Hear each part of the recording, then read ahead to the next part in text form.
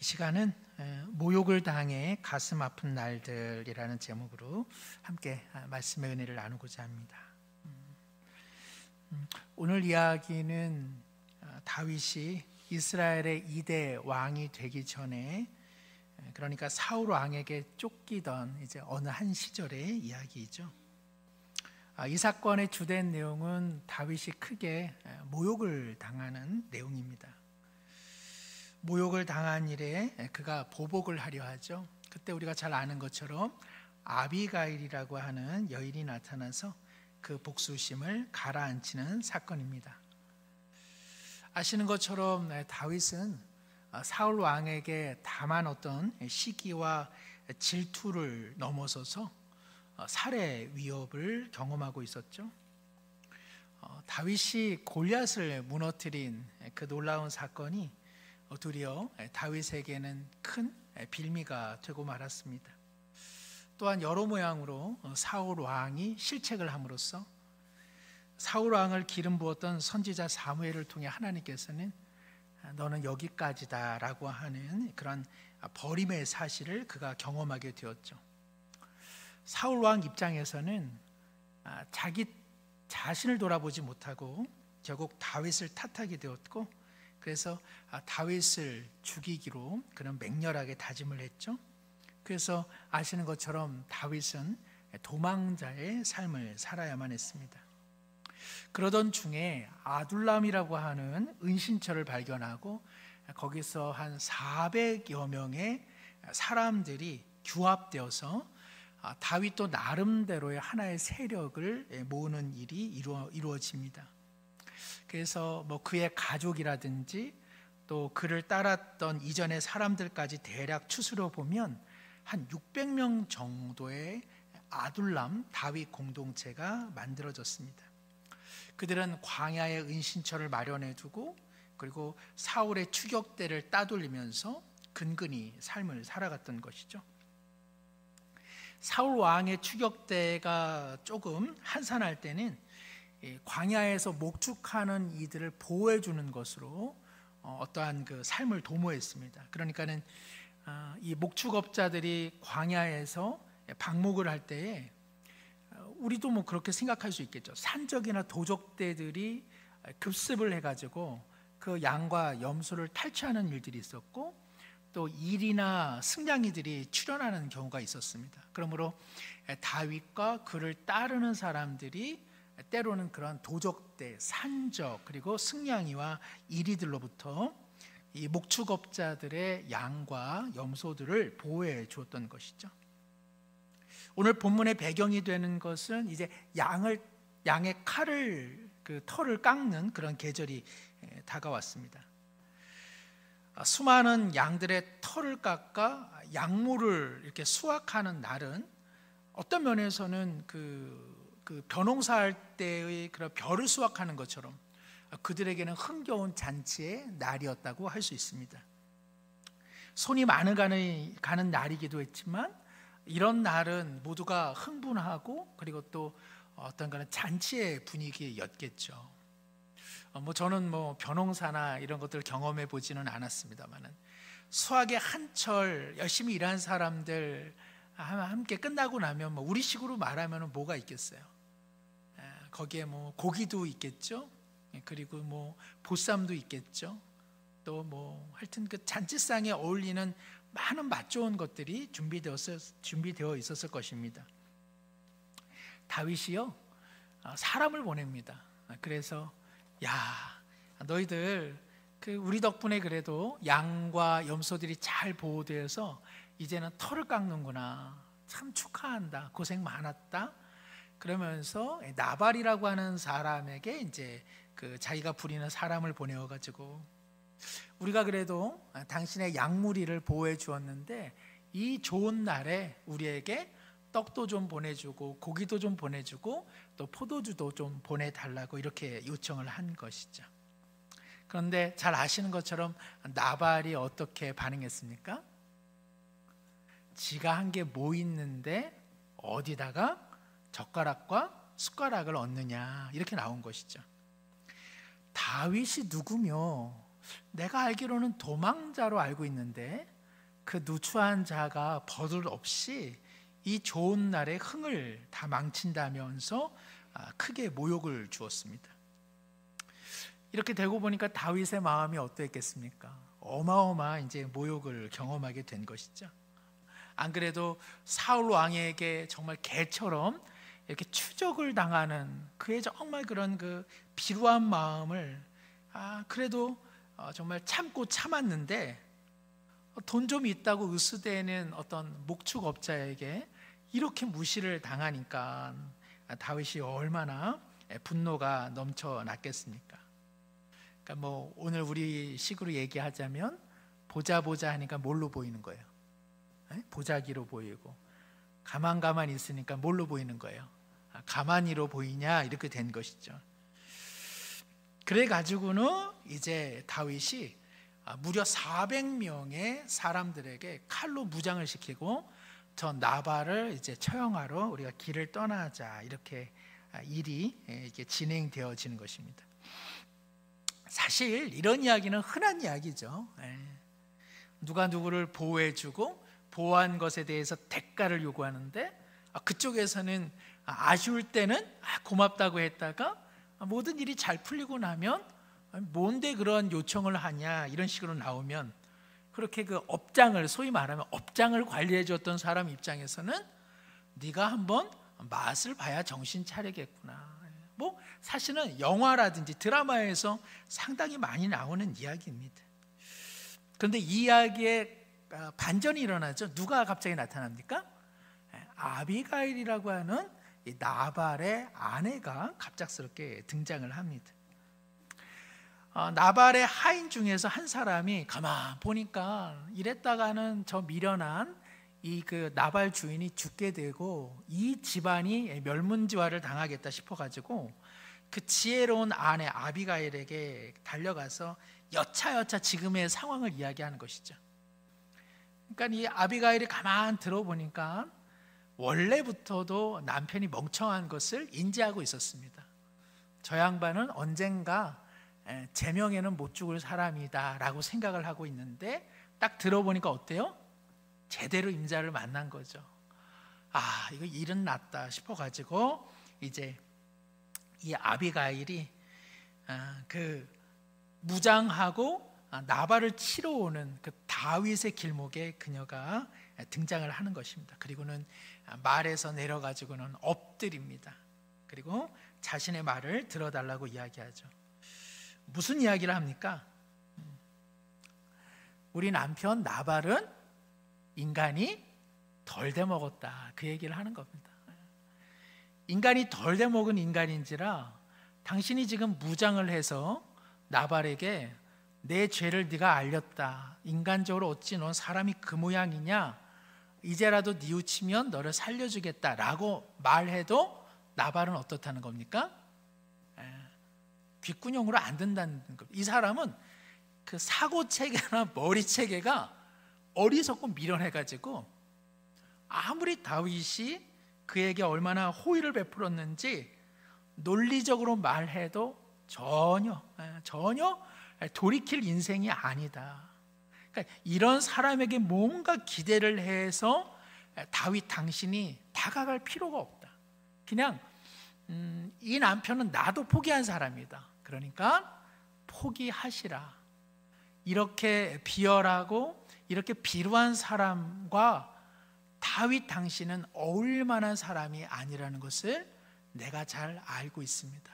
그러니까 우리 남편의 잘못을 내가 되신 그 허물을 당신에게 용서를 구하오니 너그러운 마음으로 받아주시고 그리고 당신의 따르는 이들에게 풍성한 음식을 제공하겠습니다 라고 이야기를 하는 것이죠. 이때 다윗이 어떻게 반응하느냐? 사무엘상 25장 32절부터 35절의 내용입니다. 이거 한번 같이 읽어보죠. 다윗이 아비가일에게 이르되 오늘 너를 보내어 나를 영접하게 하신 이스라엘의 하나님 여호와를 찬송할지로다. 또 내 지혜를 칭찬할지며 또 내게 복이 있을지로다. 오늘 내가 피를 흘릴 것과 친히 복수하는 것을 내가 막았느니라. 나를 막아 너를 해하지 않게 하신 이스라엘의 하나님 여호와의 살아계심을 두고 맹세하노니 내가 급히 와서 나를 영접하지 아니하였다면 밝는 아침에는 과연 나발에게 한 남자도 남겨두지 아니하였으리라 하니라. 다윗이 그가 가져온 것을 그의 손에서 받고 그에게 이르되 내 집으로 평안히 올라가라. 내가 내 말을 듣고 내 청을 허락하노라. 아멘. 어떻게 됐습니까? 일이 잘 됐죠? 아쉬우세요? 그냥 다윗이 그냥 나발의 그냥 모가지를 따야 그냥 우리 하나님이 그냥 나발 같은 자를 심판하셨구나 해가지고 할렐루야 하실 터인데 싸움이 일어나지 않아서 이건 뭐 싱겁게 끝났네 그러지는 않으시죠? 정말 자칫하면 유혈이 낭자할 뻔했는데 그죠? 그러나 한 여인의 지혜로운 처사로 인해서 이것은 정말 그 평화로 이렇게 마무리가 되었습니다. 이 본문의 내용을 통해서 몇 가지 오늘 조금 나누고자 하는데요. 첫 번째는 모욕을 당하는 일이 살다 보면 있다 없다. 있다, 그렇죠. 정말 뭐 다른 것도 그렇습니다만은 저는 잠을 못 이루게 하는 게 두 가지 있는 것 같습니다. 첫 번째는 배고플 때, 그죠? 잠을 못 이루고, 두 번째는 그 모욕을 당했을 때, 그렇죠. 아마 우리 성도님들도 다 같으실 거예요. 누군가에게 모욕을 당했다, 누군가에게 수치를 당했다. 내가 왜 이런 말을 듣지? 그런 말을 들을 때 참 잠을 자기가 쉽지 않은 것 같습니다. 다윗의 삶을 가만히 보면 참 모욕을 많이 당했던 것 같아요. 우리는 다윗 하면은 하여튼 뭐 멋있고 음악도 악기도 잘 다루고 뭐 하나님의 은혜도 많이 경험했다 싶지만 참 다윗의 인생살이를 가만 들이켜 보면 그죠? 사울에게 모욕을 당했고 그리고 자신의 아들인 압살롬에게도 모욕을 당했죠. 아버지가 왕인데 그 압살롬이 아버지의 그 왕좌를 넘어가려고 했잖아요. 그래서 사울에게 쫓김을 당하고 또 압살롬을 피해서 도망을 다닐 때 오늘처럼 정말 다윗보다 훨씬 못한 이들이 얼마나 많이 다윗을 조롱하고 비하했는지 모릅니다. 다윗은 돌이켜보면 상당히 많은 모욕과 수치를 경험하면서 살아왔던 것이죠. 오늘날에도 우리 성도님들께서도 때때로는 모욕과 수치를 경험하는 일들 참 많이 있을 것입니다. 다윗은 오늘 본문에 이 목축업자에게 나름대로 선의를 베풀어 줬는데 이렇게 그 무시를 당했을 때 아마 더 마음이 아팠을 거예요. 왜냐하면 그 나발이 사울의 그 다윗의 아픈 곳을 찔렀어요.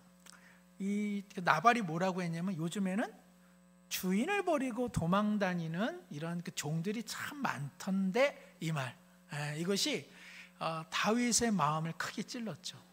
그러니까 안 그래도 자신이 도망 다니고 있다는 이 도망자의 신세라고 하는 것이 늘 가슴이 아팠는데 이 나발을 통해서 이 도망자 중에 도망자면서 뭘 네가 요청하느냐 이런 말들은 참 마음을 아프게 합니다. 뭐 그런 경우 많잖아요, 그죠? 저 사람이 옛날 같으면은 나에게 함부로 못했을 텐데 내가 요즘 뭐 좀 어렵고 내 사는 것이 이전과는 좀 다르고 또 저 집안에 뭔가 애들이 잘 되니까 이제는 정말 그 기고만장해가지고 야 나한테 이렇게 하나 이런 마음을 들 때 우리는 정말 가슴이 아파오는 것 같습니다. 그럼에도 불구하고 우리는 때때로 모욕과 수치를 경험할 수 있다. 이것을 늘 기억할 필요가 있는 것이죠. 하나님 믿으면 모욕도 없고 수치도 없을 것이다.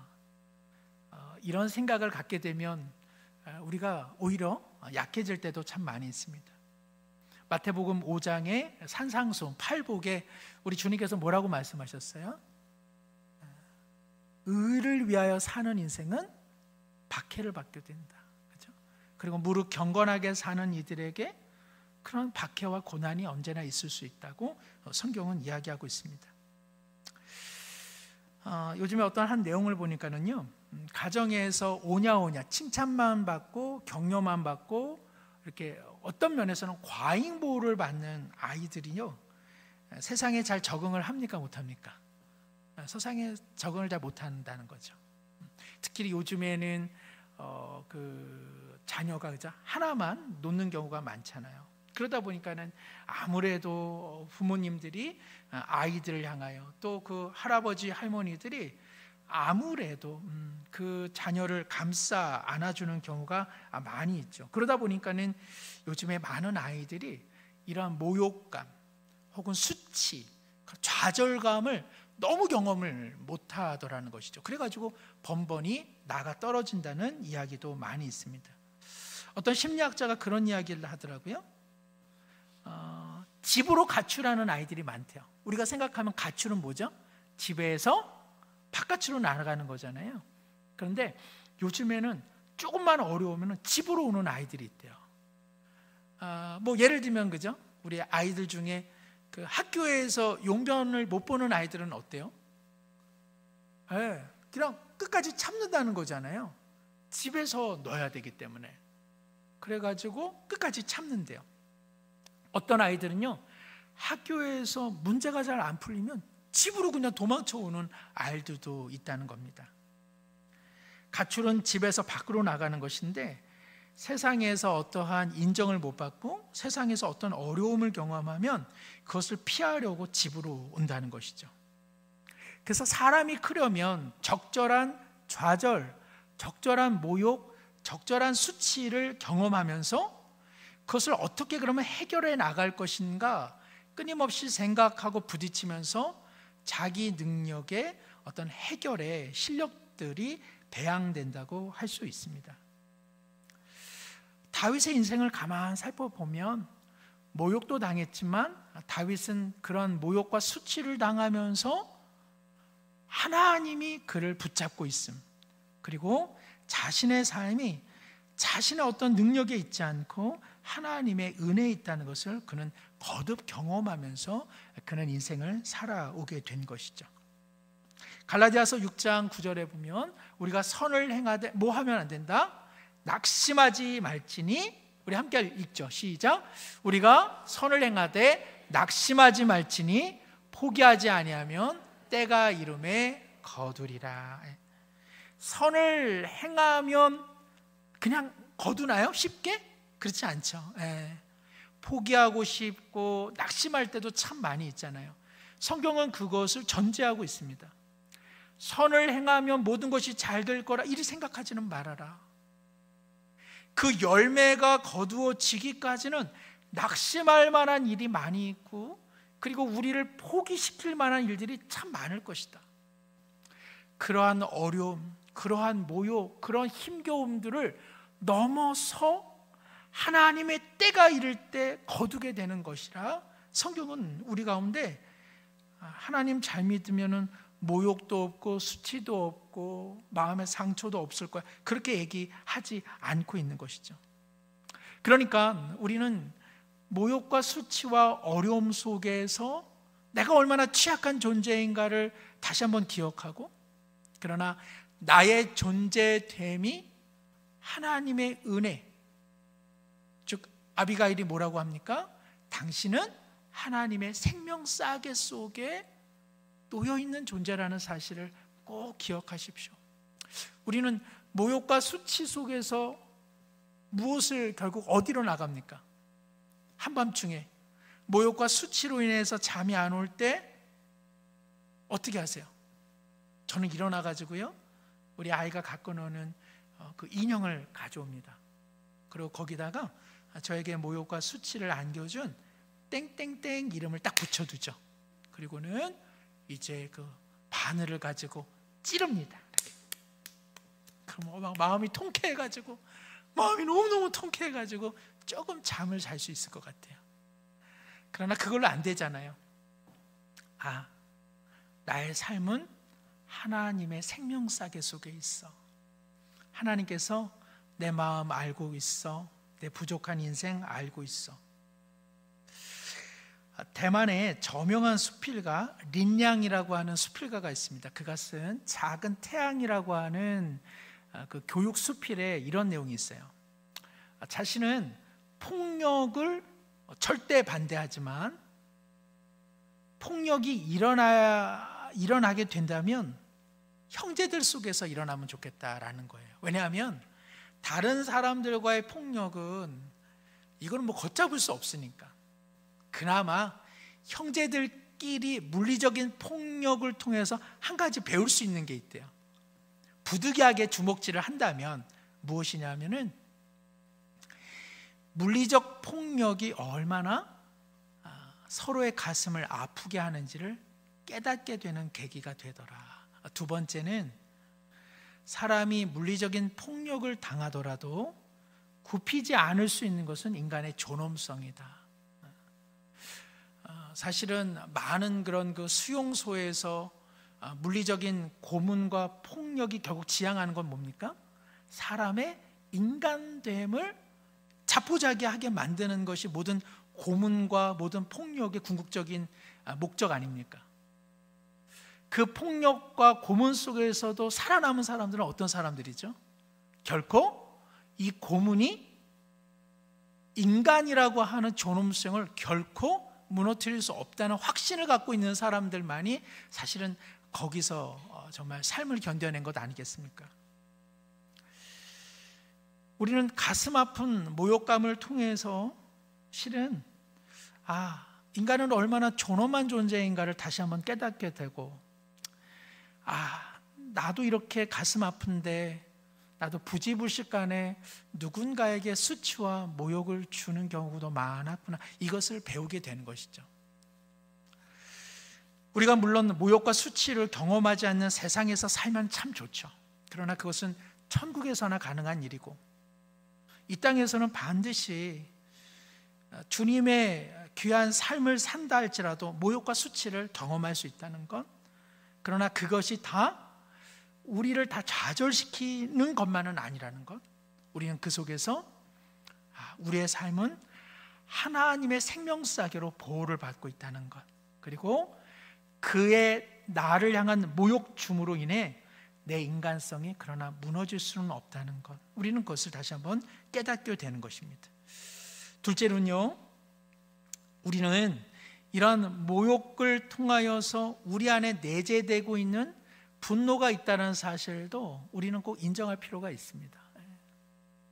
누가 싸워서 한쪽에서 막 코피가 나고 있는데 이렇게 멀쩡하게 돌아다니면 그거 좀 이상한 거잖아요, 그렇죠? 제가 예전에 제가 대학로에 있는 동성고등학교를 이제 다니면 해화여고가 지금 이쪽에 있잖아요, 화계사 앞에. 옛날에 원래는 해화여고가 해화동에 있었죠. 제가 그 학교 가는 동성고등학교 그 길가에 제가 해화동에 살았기 때문에 바로 이제 해화여고가 있었습니다. 저는 이제 내려가고요, 해화여고 학생들은 다 올라오죠. 그러면 해화여고에 많은 학생들이 이제 저만 보느라고 참 그게 참 어려웠습니다. 그 시선 처리하기가. 그러다가 혼자 그 빙판길에 나자빠진 적이 있습니다. 그게 얼마나 우스꽝스럽습니까, 그죠? 여학생들이 정말 저 학생은 완벽한 사람이야 이렇게 생각했었는데 제가 해화여고 학생들에게 큰 충격을 안겨줬죠. 빙판에 나자빠졌는데요, 얼마나 아픈지 모르겠어요. 제가 그 자리에서 아파했을까요, 안 했을까요? 벌떡 일어나가지고 아무 일도 없었듯이 이렇게 용맹무쌍하게 학교에 가서 보니까는 바지 쪽이 뜯어진 것 같더라. 보니까 상처를 받았죠. 상처를 받고 마음에 부상을 받았는데 우리는 그것이 아무렇지도 않은 듯 넘어가려고 합니다. 다윗이요, 사울에게는 어떻게 못했어요. 그러나 나발이 자기에게 모욕을 주었을 때는 어떻게 했습니까? 400명의 군사들을 데리고 양쪽에 칼치하고 그를 죽이려고 간 것이죠. 왜 그랬습니까? 나발은 만만했기 때문에 그렇습니다. 사울은 하나님께서 기름도 부어주셨고 자기가 대적하기에는 역부족이라는 사실도 어지간히 경험했을 것입니다. 우리 누구에게 화를 냅니까? 만만한 사람에게 화를 내잖아요. 나보다 조금 못한 사람에게 화를 내기 마련입니다. 그리고서 우리 모두 후회하죠. 내가 내 안에 있는 이 비겁함, 야비함이 나에게도 있구나. 강한 사람에게는 말 못하고 약한 사람에게 내 화와 분노를 풀어내는구나. 그래서 사실은 우리는 이런 예배 시간을 통하여 또 개인적인 말씀의 시간들을 통해서 사실은 우리 마음을 들여다봐야 되는 것이죠. 성경만 읽어서는 안 되고 성경이 우리 마음을 읽도록 해야 되는 것이죠. 우리 말만 쏟아내는 것이 아니라 상하고 연약한 우리 마음에 대해 하나님께서 뭐라 말씀하시는지 듣는 경우도 필요한 것입니다. 어떤 사람하고 전화를 해가지고요, 자기 말만 쫙 쏟아내다가 그래 나 좀 누가 왔어 끊어. 이렇게 그 통화하는 사람이 간혹 가다가 있잖아요. 그죠? 자기 말만 쭉 하다가 갑자기 자 끊어. 뭐지? 우리의 어떤 예배 생활, 우리의 말씀 생활, 기도 생활도 물론 하나님 앞에 우리의 삶을 고백해야 되지만 그냥 막 일방적으로 쭉 얘기하고 이제 시간이 다 되어 이제 아멘 하고 자리를 뜨면, 그죠? 하나님께서 우리 마음도 읽어주려 하시고 또 우리가 성경을 읽지만 성경이 우리를 읽는, 즉 성령과의 마음의 대면들이 필요한데 우리 이거 놓칠 때도 참 많이 있는 것 같습니다. 음식물 쓰레기 오랫동안 놔두면은 집에서 어떻습니까? 향긋한 냄새가 나지 않습니까? 우리 마음에 적지 않은 쓰레기들도 있고요, 우리 마음을 상하게 하는 것들도 있는데 그것들을 없는 것처럼 놓아두면은 우리 마음에 부패가 일어나겠죠. 그것은 쓴뿌리와 그리고 쓴 냄새로 나타나게 될 것입니다.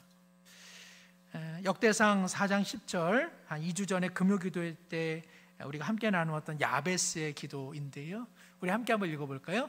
야베스가 이스라엘 하나님께 아뢰어 이르되 주께서 내게 복을 주시려거든 나의 지역을 넓히시고 주의 손으로 나를 도우사 나로 환난을 벗어나 내게 근심이 없게 하옵소서 하였더니 하나님이 그가 구하는 것을 허락하셨더라. 아멘. 야베스는 운명적으로 어떤 면에서는 정말 상한 가정, 그 치유되기 어려운 가정 속에서 그는 출생했죠. 그는 그것을 부인하지 않았습니다. 그로 말미암아 자신의 인생이 계속 오그라들고 좁혀지는 것을 그는 분명히 인지하고 있었죠. 그래서 하나님 앞에서 하나님 저 잘 살고 있잖아요 이렇게 내숭을 떨지 않은 것이죠.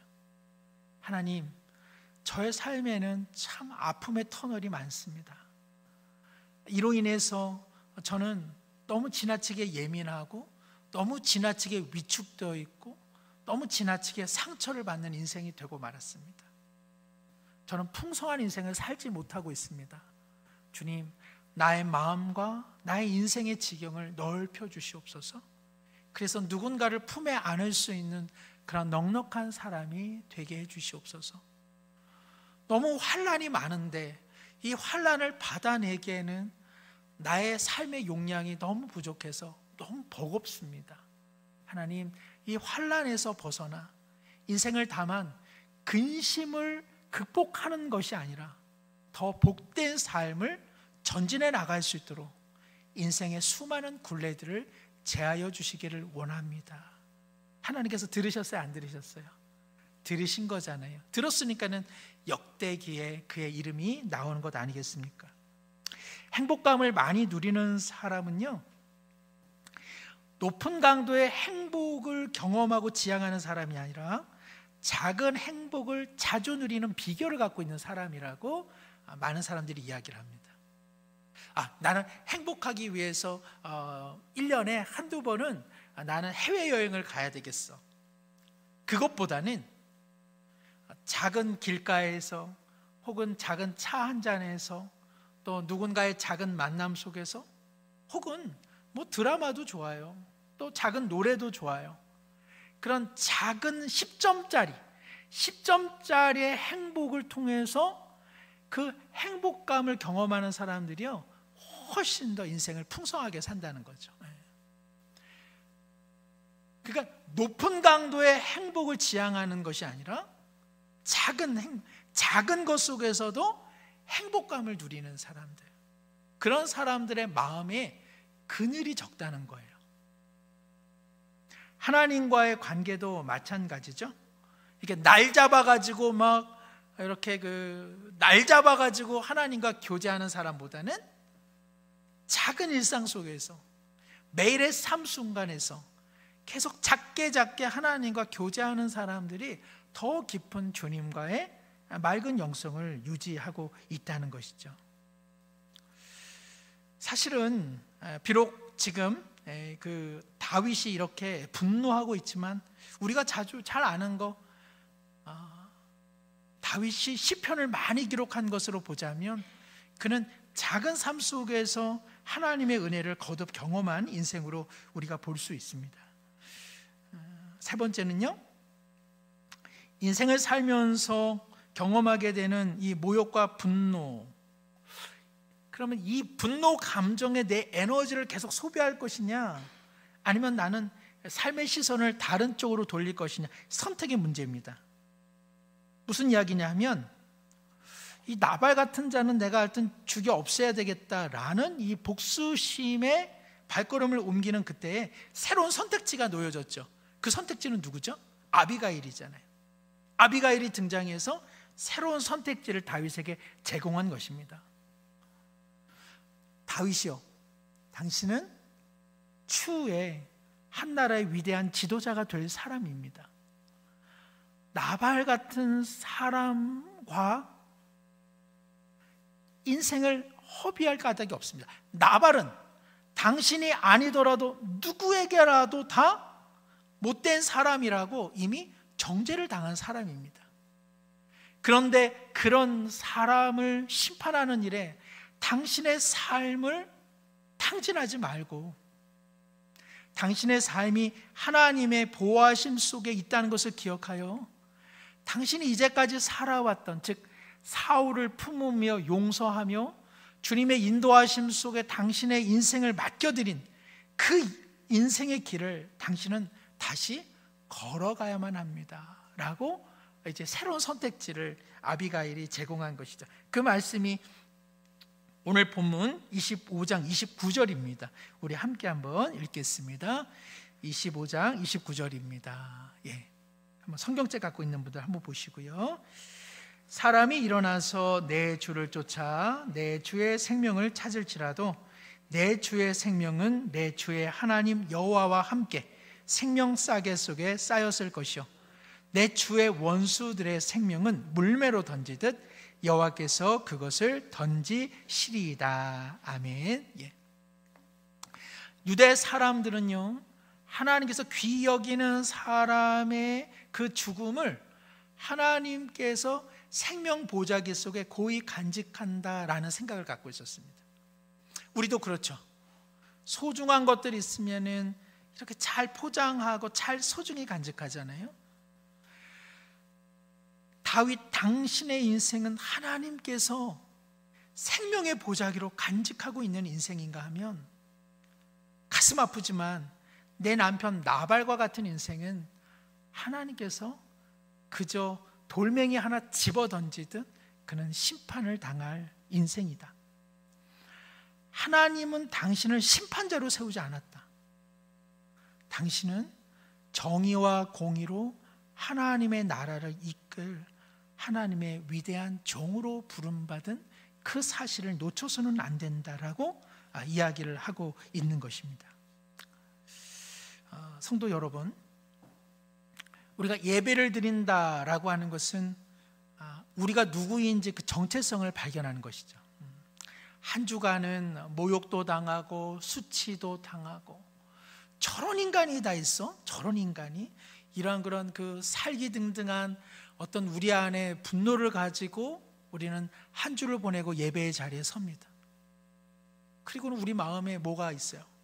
하나님 어떻게 이럴 수가 있어요? 예? 어떻게 이런 세상이고 어떻게 저런 사람이 있고 어떻게 저런 사람에게 저는 이렇게 모욕을 당할 수 있어요? 그런 분노로 가득 찬 마음이, 그러나 하나님과 마주하게 될 때 우리는 어떻게 됩니까? 새로운 시선의 전환이 생기는 것이죠.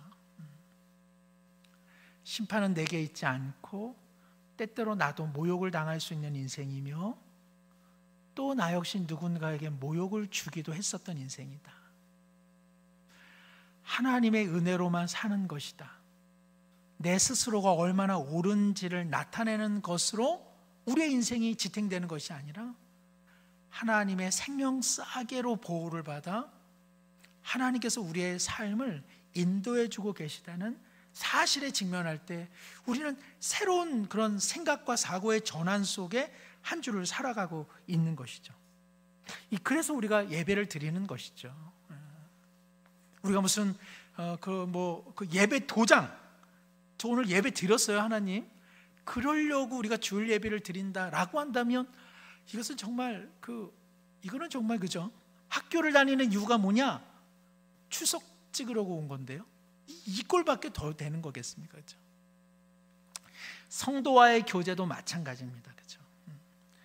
다윗이 아비가일을 만나지 않았다라면 다윗은 반드시 분노의 칼날로 유혈이 낭자되었을 것입니다. 그러나 아비가일을 통해서 다윗은 자신 안에 있는 야비함을 내려놓고 자신 안에 있는 그 순전함을 다시 한번 직면할 수 있게 된 것이죠. 누구를 만나느냐가 참 중요하고, 그리고 나는 다른 사람에게 어떠한 사람이냐고 참 중요합니다. 이웃을 사랑한다라고 하는 것은 다만 많이 섬기고 무슨 물질로 봉사하는 것, 그런 차원을 넘어서는 겁니다. 이웃을 사랑하는 것은 실은 내가 좋은 사람이 되어야 하는 것이죠. 아비가일은 지금 이웃 사랑을 하고 있는 거예요. 다윗을 지금 구해내고 있어요. 왜요? 아비가일이 좋은 사람이었기 때문에 그렇습니다. 비록 나발과 같은 인생하고 살면서도 이 아비가일은 하나님을 향한 신실한 사랑과 그리고 성경적인 생각과 사고관을 가지고 있었죠. 그렇기 때문에 돌아가는 형국 속에서 다윗을 살려내고 다윗이 온전한 왕의 자리에 오르는 일에 아비가일은 이웃사랑의 진면목을 보여준 것입니다. 이웃사랑은 다른 것 아니죠. 신앙생활 잘하는 것이 사실은 이웃사랑이죠.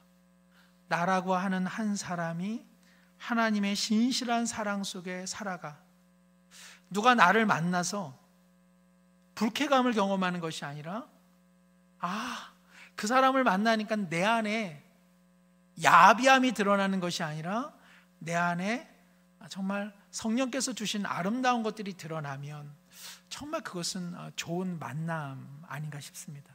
우리 아마 성도님들께서도 어떤 사람을 만나면 그 사람을 만나면 나도 모르게 욕을 같이 하고 그 사람을 만나면 나도 모르게 누군가에 대한 험담을 하고 그 사람과 만나면은 남 탓하다가 이렇게 그 대화가 끝나는 만남이 있는가 하면 어떤 사람을 만나면 집으로 돌아오면서 내 마음이 밝아지고 맑아지고 하나님이 나와 함께 하시는구나. 그럼 나 이렇게 살아서는 안 되겠어. 더 하나님 뜻대로 살아야 되겠어. 하나님이 정말 좋으신 분이구나. 이렇게 밝은 마음을 이렇게 비춤받아 가지고 이렇게 그죠? 우리의 일상으로 가정으로 돌아가는 만남이 있더라는 것이죠. 이웃사랑이 무엇입니까? 나와 만난 사람이 인생의 어둠보다는 인생의 밝음, 신앙 어떤 그런 그 어둠과 야비함보다는 하나님의 복된 형상이 드러나게 되는 것, 이런 것이야말로 진정한 이웃사랑이라고 할 수 있겠습니다. 말씀을 정리합니다. 다윗보다 더 모욕을 당하신 분은 우리 예수 그리스도이시죠. 우리의 구주 되시는 그리스도께서 모욕을 당하셨다면 우리도 모욕을 당할 수밖에 없는 인생인 것을 우리는 인정해야만 할 것입니다.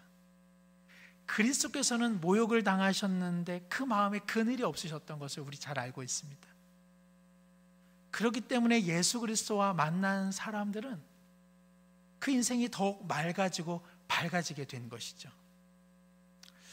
우리도 모욕을 당하신 십자가의 그리스도를 깊이 생각하면 우리의 모욕이 다만 쓴뿌리가 되는 것만은 아닐 것입니다.